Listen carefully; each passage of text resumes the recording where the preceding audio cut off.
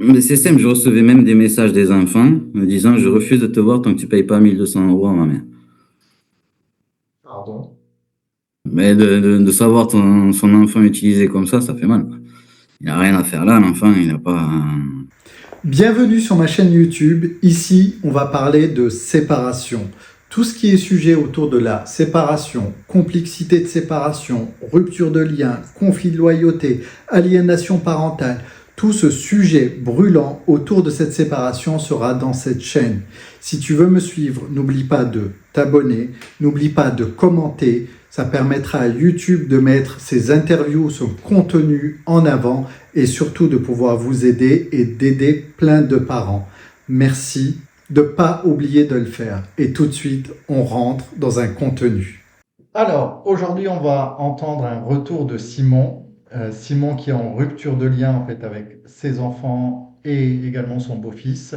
Son beau-fils qui a aujourd'hui 18 ans, qui l'a reconnu. Mais malheureusement, aujourd'hui, Simon fait preuve, comme plusieurs papas et plusieurs parents, à des situations complexes de rupture de lien. Et on va écouter le retour de Simon. Simon, bonjour. Bonjour. Simon, rapidement, est-ce que tu peux nous dire ta situation dans laquelle tu es aujourd'hui et surtout, tu es séparé en fait depuis quand? Alors, je suis séparé depuis mars dernier. Là, on est en janvier. Ouais, voilà, en cours de divorce. C'est mars dernier et mars dernier, c'est la prise de décision ou mars dernier, c'est le JAF qui a statué en fait quelque Non, chose? non. Mars dernier, c'est moi qui en pouvais plus, qui dit stop, on arrête, j'arrête. Ok, donc Je me préserve et j'arrête ça. Ok, donc mars dernier, tu prends la décision de te séparer. Voilà, Tu as voilà, quatre enfants, c'est ça. donc tu as un grand qui a 18 ans, qui est ton Mmh. beau-fils, que tu Voilà, as que j'ai connu rencontré quand il avait 3 ans et demi, donc 3 ans et demi, et tu m'as dit que tu l'avais reconnu, c'est ça? ouais, voilà, je l'ai reconnu par mariage, du coup, comme il était pas reconnu, il porte mon nom aujourd'hui. Donc Ok, donc ton donc beau-fils, il m'appelle papa depuis qu'il a 5 ans, voilà quoi, c'est ok, ton beau-fils porte ton nom, c'est ça? mmh. Depuis l'âge qui a 5 ans. Et les autres, ils ont quel âge de tes enfants? Les autres, ils ont 8 9 et 10 ans. 8, 9 et 10 ans. Donc, mois de mars, tu prends la décision de te séparer. Mmh. Euh, à ce moment-là, c'est intéressant de me dire, tu l'annonces, comment tu l'annonces en fait? Qu'est-ce qui se passe? Est-ce que ça monte très rapidement en fait en conflit? Est-ce que tu décides finalement de partir? Est-ce qu'il y a une discussion? Tu amorces des négociations? Tu amorces en fait à l'autre et tu lui dis, bah voilà, écoute, aujourd'hui je suis plus heureux, j'ai envie qu'on se sépare. Cette phase-là, est-ce que tu t'en souviens? Oui, oui, oui. Non, ça s'est passé, de façon un peu tumultueuse, quoi. C'est la goutte d'eau qui fait déborder le vase, on s'était pris la tête une fois de trop, j'ai dit: «C'est bon, j'arrête». J'ai foutu mes affaires dehors et après en juin, de là, je commence à plus avoir le droit de voir mes enfants parce qu'il fallait elle avait décidé d'un montant de la pension et que je vais refuser parce qu'il était mirobolant. À partir de là, j'ai plus eu accès à mes enfants jusqu'aux vacances de la Toussaint, quoi. Waouh! Et est-ce que très rapidement, tu décides d'aller au JAF, tu décides de faire intervenir la justice? Est-ce que tu as fait intervenir la justice? Est-ce que aujourd'hui, qu'est-ce qui en est d'un point de vue judiciaire? D'un point de vue judiciaire, bon, beh, évidemment, vu qu'on oscillait entre, ça va se passer à l'amiable, non, ça va pas se passer à l'amiable, ça va se passer donc au début, j'avais attendu avant de lancer les hostilités et forcément suite à ça, là, dans l'impossibilité de voir mes enfants, je suis allé voir l'avocate, vraiment, on a commencé à lancer les trucs. Alors tu vois, ça c'est hyper intéressant parce qu'il y a une pattern que je retrouve quand les personnes que j'accompagne, c'est que ils partent avec plein de bonne volonté, c'est-à-dire on va essayer quand même en fait de quelque chose, de s'arranger, de réagir par intelligence, de voir le bien de l'enfant. Et il y a ces oscillations en fait qui se font entre, bon, on va essayer et puis conflit, on va essayer et puis conflit. Cette phase-là, pour toi, elle a duré combien de temps? 2 mois, un truc comme ça, ouais.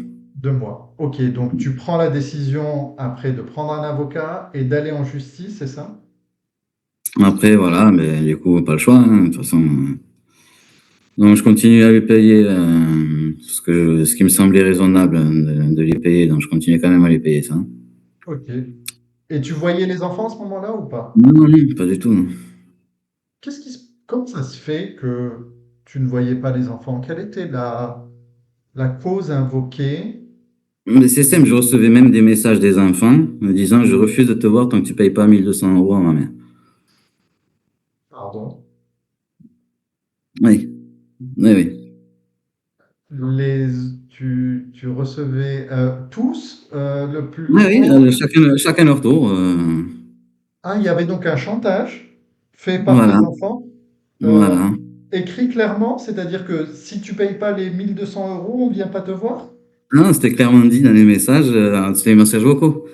Oui? Et, clairement, je refuse de te voir tant que tu payes pas 1 200 € à ma mère de pension. Point. Waouh! À ce moment-là, Ouais, qu'est-ce qui se passe en toi quand tu reçois ça? ça fait mal. Ah, ça fait mal. Hein. Mais de savoir son enfant utilisé comme ça fait mal. Quoi. Il a rien à faire là, l'enfant, il a pas. Ça se fait que ce soit l'enfant qui envoie en fait ce vocal en fait, Simon. Est-ce qu'à ce moment-là, tu t'es interrogé, tu as décidé d'appeler ton ex? Est-ce que tu t'es tourné vers l'avocat? Parce que je me dis, recevoir un message comme ça, tu te dis, mais il y a quelque chose Ah, qui m'échappe. ouais, ouais, J'ai basculé dans un autre monde. sur le coup, oui, sur le coup, il y a la colère qui monte, mais comment elle peut faire ça, des trucs comme ça. Enfin, voilà, voilà, on se doute bien que ça vient pas de l'enfant spontanément, une telle demande, quoi. Ok.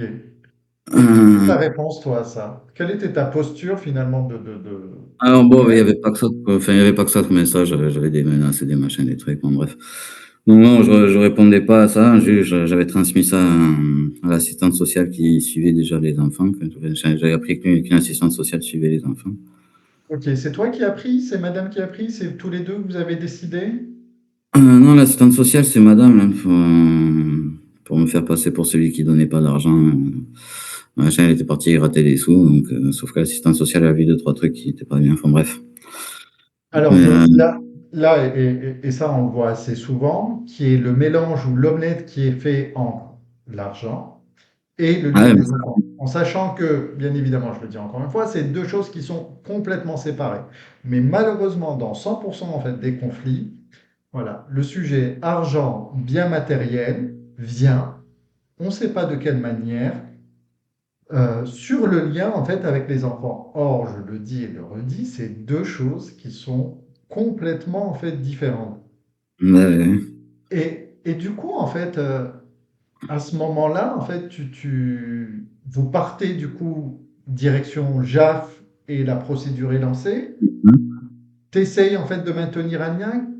Qu'est-ce qui se passe en toi? Qu'est-ce que tu essayes de faire en fait à ce moment-là? Parce qu'à ce moment-là, finalement, tu sentais que ta séparation est en train de t'échapper, qu'il y a quelque chose qui tournait pas rond. Voilà, ouais. Alors, après le temps que le JAF, il soit, qu'on ait les rendez-vous pour les audiences, tout ça, machin, c'est long. Donc, Alors ça ça s'est c'est fait en aussi, novembre. ouais, ça c'est aussi intéressant, le temps entre, tiens, je vais voir l'avocat, je vais saisir le JAF. Pour toi, ça a mis combien de temps en fait? Ouais, 6 mois, hein, quasiment. Hein. Voilà. Et en sachant, je le dis aux personnes qui Après, nous en écoutent, plus, j'ai galéré un peu à récupérer des actes de naissance, des machins, des trucs, mais je suis pas trop doué pour les papiers, donc, yeah, ouais, ça rajoutait bien 1 mois ou 2, donc, ouais, je pense qu'en ouais, 4 mois, quoi. c'est ça, 4 à 6 mois, et en sachant que pour ceux qui nous écoutent, c'est ce qu'on appelle en fait une zone grise. C'est un peu une zone un peu où il n'y a pas la loi, Voilà, où ouais. finalement, où chacun, bizarrement, c'est pas peut faire ce qu'il veut, mais où la loi, c'est pas très tranché, et au final, on est pendant une certaine période comme ça dans le flou. Alors ça, à ce sujet-là, quand il n'y avait pas eu encore de décision provisoire ni de jugement, elle avait appelé les flics pour enlèvement d'enfants, un truc comme ça. Un week-end, on s'était mis d'accord où je les prenais. Bon, du coup, je les avais pas eu, forcément. Mais les flics, ils me disent, oui, nous, tant qu'il n'y a pas de jugement, on peut rien faire. Enfin, voilà, ok. Une fois qu'il y a eu le jugement, elle m'a refait la même chose. Donc, je vais chercher mes enfants pour le week-end qui était le mien. Bon, là, je me dis, bon, super, il y a eu un jugement, mais je peux avoir les flics. Voilà. Donc, elle Bien appelle les sûr. flics, je dis, très bien, elle appelle les gendarmes, mais pas de souci. Les gendarmes, ils arrivent, ils me disent, bon, ben, moi, de toute façon, je peux pas prendre l'enfant et le mettre dans votre voiture, donc, en fait, donc, il y a le jugement ou pas, vous pouvez rien faire. Bah, non.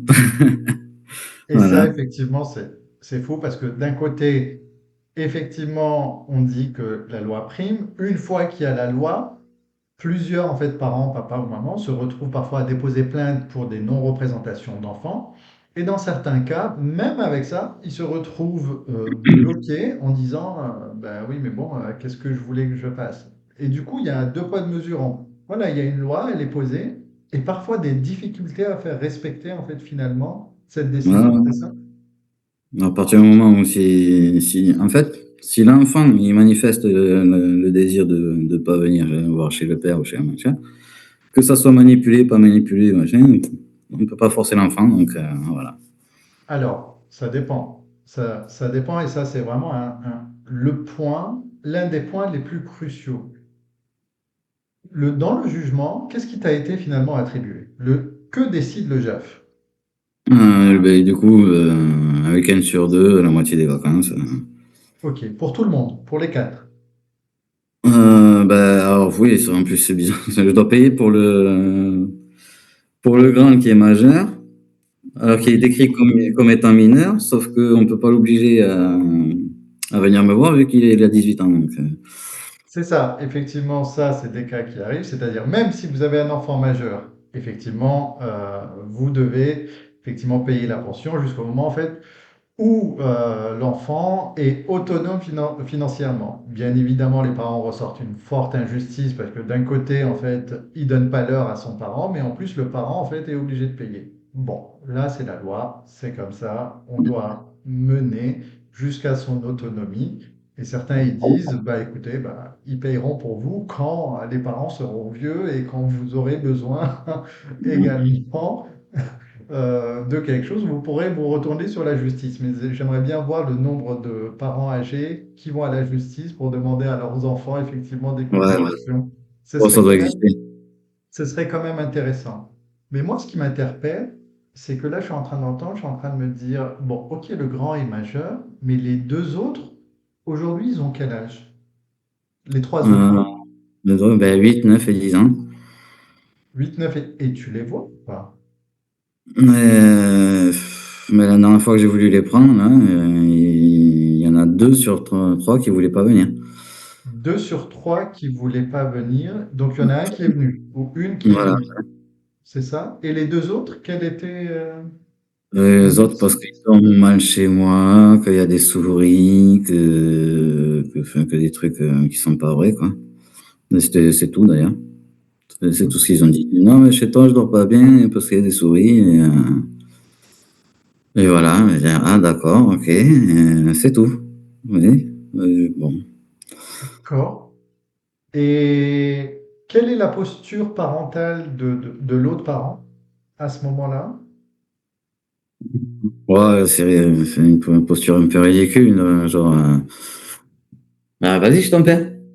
Bah, tu vois, il veut pas. Voilà. Ah, et ça, c'est fréquent. Et c'est également comme mécanisme. On voit que le parent, en fait, se réfugie derrière une décision finalement de l'enfant. C'est comme si, qu'à un moment donné, en fait, l'autre parent, son enfant dit, je ne veux plus aller à l'école. Et devant le maître ou la maîtresse, il dit, bah, vous voyez, bon, bah, elle ne veut plus aller à l'école, hein. Donc, bah, il est ramené à Ouais. l'école. Qu'est-ce que vous voulez que je fasse? Et Bah, donc là, c'est dans cette vraiment, analogie-là, je dirais que ça se passe plus comme la maman dirait, t'as vu, à l'école, la maîtresse, elle est pas gentille, et ceci, et cela, machin, il y en a. Donc l'enfant, ben ouais, moi j'ai plus trop envie d'aller à l'école. Ben ouais, c'est vraiment, c'est lui, il a plus envie d'aller à l'école. voilà. Et ça s'appelle la validation de la parole de l'enfant pour se cacher derrière finalement une prise de décision. Et quelque part, c'est abandonner son rôle parental. Parce que le Ouais. rôle parental, bien évidemment, il est dans l'intérêt de l'enfant et c'est aux parents en fait de décider et l'autorité est jusqu'aux 18 ans effectivement de l'enfant. Mais une posture parentale n'est pas là en fait pour valider les ressentis en fait de l'enfant quand ces derniers ne sont pas rationnels. C'est aux parents de Ben ouais. choisir et c'est aux parents en fait de dire et ce qu'on appelle tuer dans l'œuf, c'est-à-dire que le parent ne laisse pas le choix à ce moment-là en fait à son enfant, sauf cas extrême bien évidemment, mais ce n'est pas du tout en fait ton cas. Mais dans tous les cas, on retrouve souvent ce schéma-là où Ben, je ne peux rien faire, je lui dis de venir, mais lui, il ne veut pas venir. Ouais, ouais. C'est ça? Oui, oui. Avec un petit sourire en coin. Et à ce moment-là, qu'est-ce qui se passe en toi? J'essaie de pas trop rentrer dans l'émotion, parce que sinon, soit je Ok, m'effondrerai, soit je rentrerai en colère ou un truc comme ça. Voilà. d'accord. Et là, tu dis quoi, toi? Qu'est-ce qui... Tu dis d'accord, Euh, tu dis bon ben on verra la prochaine fois, tu dis bon ben... ouais, ouais. J'avais beaucoup fait ça avec Erwan, le grand, là, Mhm. que j'avais pas revu pendant longtemps. Et, il a fallu que je le voie parce qu'il était convoqué quelque part. Et comme elle a pas le permis, la mère, bien obligée de me laisser voir le grand. Donc, avant de le revoir, moi, je m'étais gardé des espoirs, quoi, en disant, bon, ben, il va bien, même s'il entend des mauvaises choses, quoi, il va bien se rappeler que je suis son père, des trucs comme ça, quoi. Enfin, et quand je l'ai vu, ouais, ça s'est pas passé comme ça, quoi. Et ça, Hmm.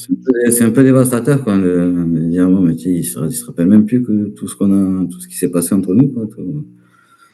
Alors, tu vois, C'est, ça c'est également, et je le dis pour tous, euh, beaucoup de parents, papa ou maman, partent avec l'intention, ah, quand même, ils vont se rappeler, ils vont arriver à se rappeler en fait des bons moments, à un moment donné, ça va émerger.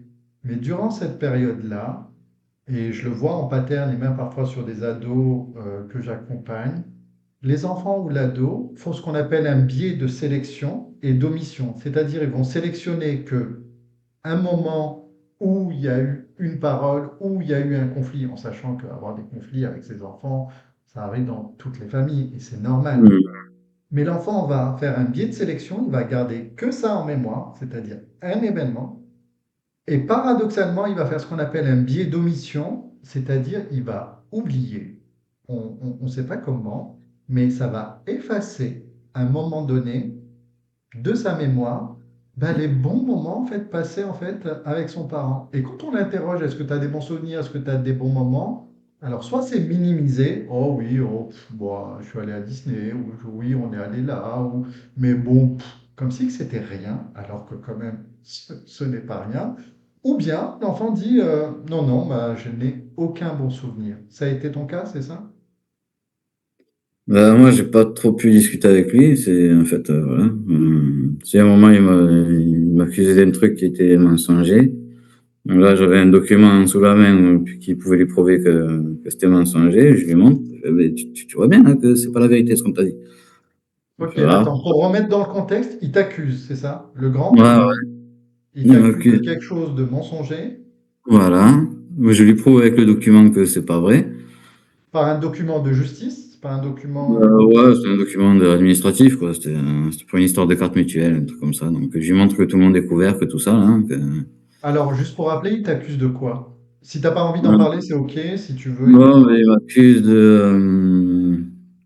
de faire de la rétention de carte mutuelle à sa mère pour qu'elle puisse se soigner, je sais pas quoi, que si elle peut pas se soigner, c'est de ma faute. ok, Non, donc il oui. y a une vraie prise de parti là quand même. Donc non seulement on vient pas si tu payes pas, et en plus c'est de ta faute si maman n'arrive pas à se soigner, c'est ça? Oui, voilà, ouais, voilà. Ok. Ah, ouais, ouais, non, mais si on rentre dans les détails, c'est de la folie furieuse.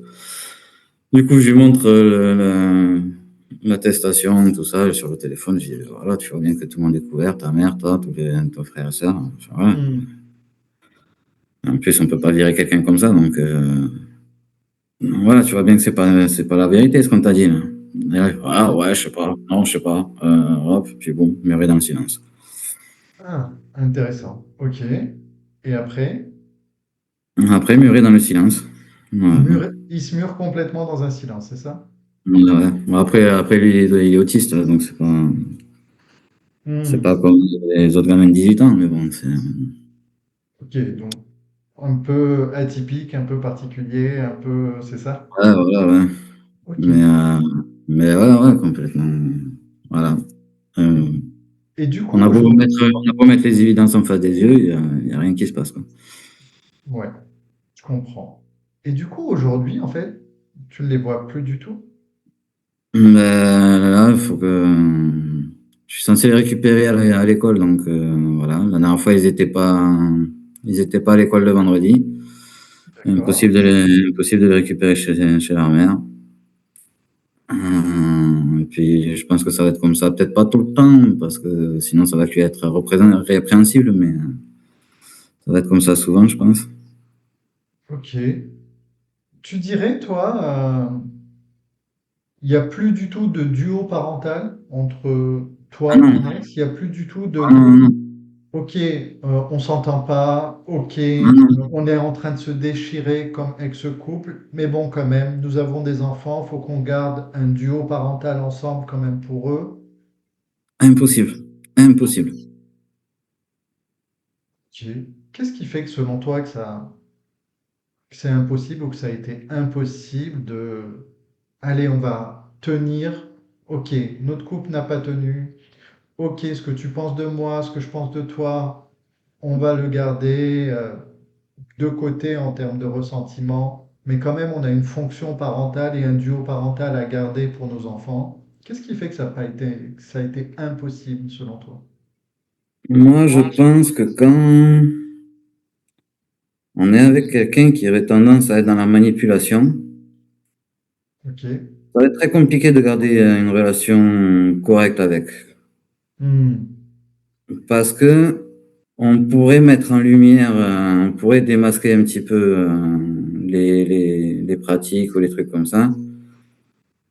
Et ça, enfin, moi, en tout cas, dans mon cas, c'est un peu ça ce qui se passe, c'est-à-dire que hors de question de prendre le risque de confronter un certain narratif avec la réalité.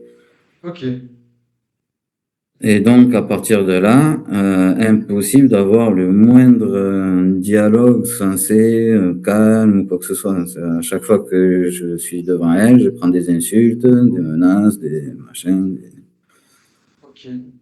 Donc tu dirais c'est quoi? C'est plus une gestion émotionnelle non acquise, c'est plutôt un fort ressentiment persistant, c'est plutôt un conflit ou quelque chose que de dire l'autre sur le bien matériel ou financier qui n'est pas assouvi, qui maintient ça. Tu dirais que c'est tout ça, c'est autre chose? Hum, Moi, dans mon cas, ouais, pour moi, voilà, garder son narratif en priorité. Donc, pour ça, il faut me faire passer pour le méchant. Ok, Et pour celui qui faute, pour celui qui a abandonné les machins, pour celui qui... d'accord. Donc tu ne pouvais pas te séparer quelque part, c'était pas quelque chose de concevable. Bah non, moi, je savais que ça allait être très compliqué, c'est pour ça que j'avais fait Ah, tarder la chose jusqu'à ce que je me vois partir en dépression. Là, j'ai dit stop, on arrête. ça, c'est intéressant ce que tu viens de dire. C'est-à-dire, tu es en train de me dire que tu as pressenti, avant même de te séparer, que ça allait mal se passer? Ah oui, oui, Ah, oui, tu je, savais qu'il allait avoir des conséquences sur les enfants et que ça allait se jouer? Tu avais oui, oui, senti qu'il y avait quelque chose que... oui, oui, clairement, oui. C'est-à-dire, qu'est-ce que tu avais pressenti? Ben, c'était déjà très souvent que quand il disait, me raconter quelque chose, on était encore ensemble, qu'elle disait, tu peux demander aux enfants, t'as qu'à demander aux enfants, t'as qu'à demander aux enfants. C'est très souvent qu'elle les impliquait tout le temps dans son récit. Waouh. Ok. Donc, Donc, c'est impliquer les enfants dans le récit. ouais, ouais, donc quand, à chaque fois qu'elle me racontait des trucs, oui, il y a mon qui est venu sa copine, ou machin, ouais, t'as qu'à demander aux enfants, machin, et voilà. C'était très Hmm. souvent ça, et puis voilà. Et puis connaissant le phénomène aussi, je savais que ça se passerait pas bien, et qu'elle allait pas admettre ses torts, et que pour ne pas admettre ses torts, il ferait passer pour moi pour le méchant. D'accord. Du coup, quelque part, on laisse l'enfant décider, ou on parentifie finalement l'enfant, ou on le met dans une place, quelque part, de décideur alors qu'il n'a pas joué cette place. C'est ça? Oui, enfin, on met faussement l'enfant dans une place de décideur quand on parle à l'enfant de problèmes financiers alors qu'ils n'ont aucune conscience Ok. de l'argent à cet âge-là. Quand on leur parle de problèmes de fidélité ou quoi, de toute façon, ils couchaient avec mes copines, machin.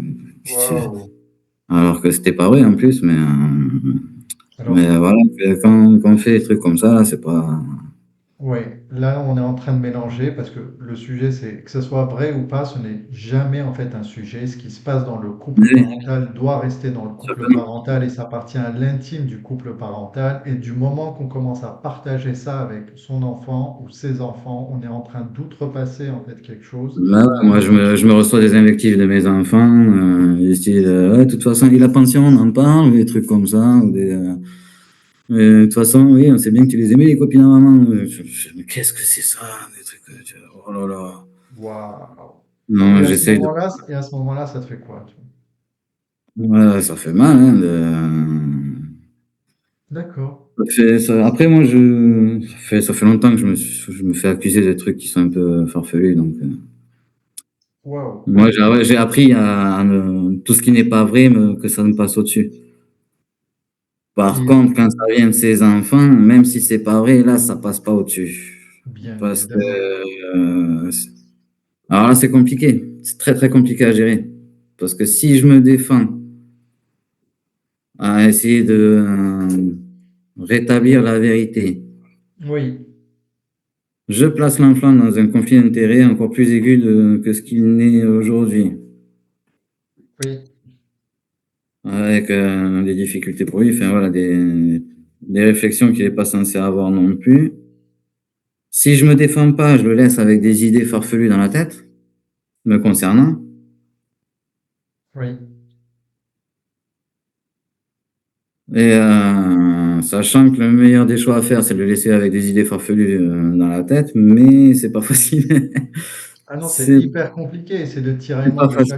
chaque père ou mère qui se retrouve dans cette situation en disant entre le lien à conserver, l'impact que je veux avoir sur eux, essayer de le sortir de cette configuration, essayer d'éveiller quelque chose. Mais malheureusement, en fait, je vois en fait des accusations ou des choses qui sont en fait finalement contre moi et c'est pas leur place, alors que je dois quelque part les sortir de ça. Parfois, certains parents adoptent, que j'accompagne, une posture de ça ne te regarde pas.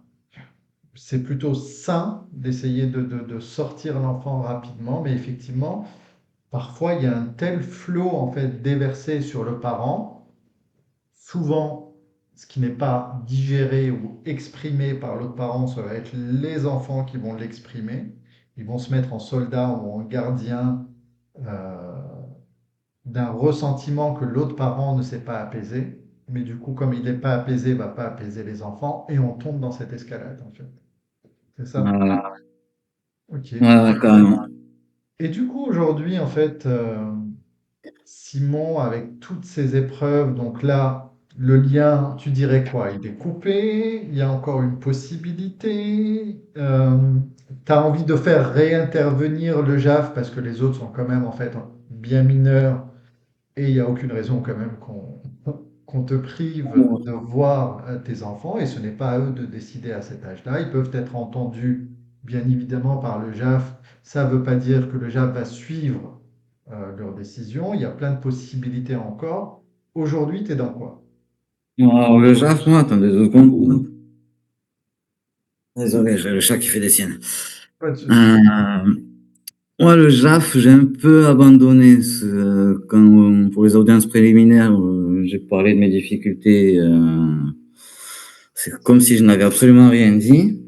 Ok, Elle a eu tout ce qu'elle voulait, même plus encore. Donc, alors qu'elle n'était pas là. Elle n'était pas là. d'accord. Donc, moi, voilà, c'est comme si j'avais absolument rien dit. J'ai fait une saisine du juge des enfants. Oui, JE, ok. Avec l'avocate, je me suis rapproché de l'assistante sociale aussi, parce que du coup, Ok. j'avais appris une assistante sociale avait vu les enfants à l'école. En tout cas, voulait les voir et du coup, la maîtresse avait refusé, sachant que c'était compliqué un peu là. En tant que j'étais pas au courant, elle avait refusé. Donc, une fois que j'avais eu l'assistante sociale, c'est bon, on s'était mis d'accord, elle a pu suivre les enfants. Hmm. Donc depuis, l'assistante sociale elle continue à suivre, elle a fait un rapport, elle, machin. Donc voilà, je me fais aider par l'extérieur, quoi, parce que Ok. Et du coup, aujourd'hui, ta posture, donc tu me dis que tu vas abandonner le JAF, c'est ça? Enfin, le JAF, oui, je vais en parler, mais voilà, on a fait la. Mais Moi, j'ai fait appel à la l'introduire que décision c'est... du JAF. J'ai fait appel à la décision du JAF, j'ai fait une saisine du juge des enfants. Ok, Et tous les événements qui se passent comme ça, après, dès qu'il y a une représentation d'enfant, il faut porter plainte, machin. Alors, c'est pénible, hein, moi, j'aime pas du tout ça. Mais bon, ça décourage? ouais, enfin, ça use. Ça Ouais, décourage pas, mais ça use. ça use. Ça use sur quel plan, tu dirais? Sur le club ben, énergétique, hein, ça prend de l'énergie d'y aller, de devoir faire toutes ces démarches. Puis on a l'impression de faire la pleureuse, un peu, entre guillemets, quoi. Mais Oui, c'est ça. euh, De clémender ou de chouiner ou de faire la pleureuse pour quelque ouais, chose qui doit être une normalité et sur laquelle il n'y ça, aurait même pas de discussion normalement à avoir, c'est ça? c'est ça, ouais. Du coup, quand il y a des menaces, pareil, faut y aller, porter plainte, parce que les menaces sont interdites. Puis si on dit rien, c'est comme si rien ne s'était passé. Waouh.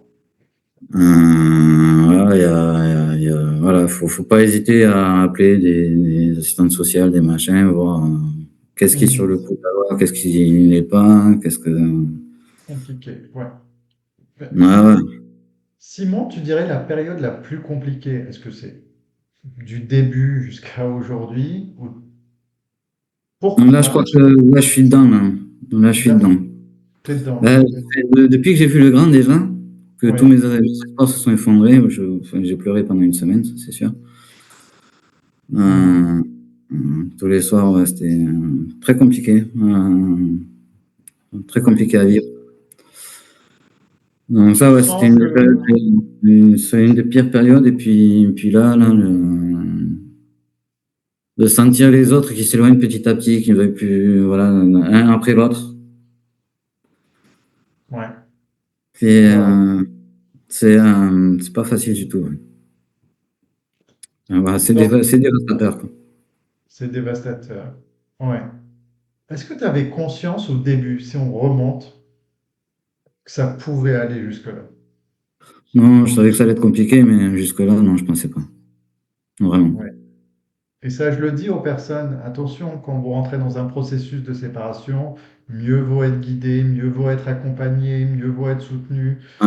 Si vous savez que c'est compliqué, même faites-vous accompagner avant de prendre la décision de quitter. Absolument, absolument, absolument. Parce que pour aller vers une séparation sereine, quand on pressent en fait des choses, ou même quand on pressent pas, il y a besoin effectivement aujourd'hui, je trouve que ça manque de structurer en fait une séparation, parce que ça se structure, parce qu'il y a un tel chaos caché, il y Ouais, a un tel ouais. chaos qu'on se rend pas compte, mais quand on est dedans, c'est comme si après, il y a une espèce en fait d'escalade et on se dit, mais waouh, qu'est-ce qui se passe? C'est ça? Ouais, ouais. Ouais, ouais, une espèce de truc qui dit, putain, mais, alors, il y a un truc qui fait que comme on sort un peu de l'emprise de notre relation qu'on avait, enfin, de l'émotion, vu qu'on était dans la relation, on peut pas forcément la penser correctement. Donc, du coup, quand on a un regard un peu rétrospectif sur la relation, on comprend pas plus de choses, tout ça, Tout à fait, tout à fait. donc, ouais, il y a peut-être des choses que, si j'avais su, oui, j'aurais pris un avocat bien avant, j'aurais contacté des associations, des trucs, des machins. Tout à fait, tout à fait. Et c'est pour ça que j'en fais également, moi, mon cœur de bataille d'accompagner les gens pour aller vers une séparation sereine, parce qu'on s'en rend pas compte, on s'en rend pas compte à quel point le chaos auquel les personnes vont être confrontées et les enjeux sont grands sur sa santé, sur les enfants, sur son travail, sur ses futures relations, sur son bien-être. C'est un chaos de vie. Euh, et en fonction des personnalités et de la structure en fait de l'ancien couple, et ben, ça peut très facilement, malheureusement en fait dégénérer et on tombe dans l'impuissance, on tombe dans le désarroi, on tombe dans qu'est-ce que je peux faire, on tombe dans C'est ça. mais je fais quoi. On essaie de se raccrocher judiciairement et il faut, mais parfois en fait on est déçu, parfois en fait on est mal orienté, parfois on est mal conseillé et le temps passe et la situation s'installe. Et on C'est sait ça. que plus le temps passe, plus la situation s'installe, plus le lien se fragilise. Et donc, d'où la nécessité parfois d'agir très rapidement quand on a les possibilités pour se dire non, non, là, il y a besoin de se faire accompagner, il y a besoin de mettre en place très rapidement des choses. Est-ce qu'à un moment donné, Simon, toi, ton parcours, tu t'es retrouvé sans aide ou de se dire, mais en fait, vers qui je me tourne en fait? Mais je fais quoi en fait? Qu'est-ce que je peux faire en fait dans ce truc? Non, ça va. Ça va que j'étais bien entouré, Super.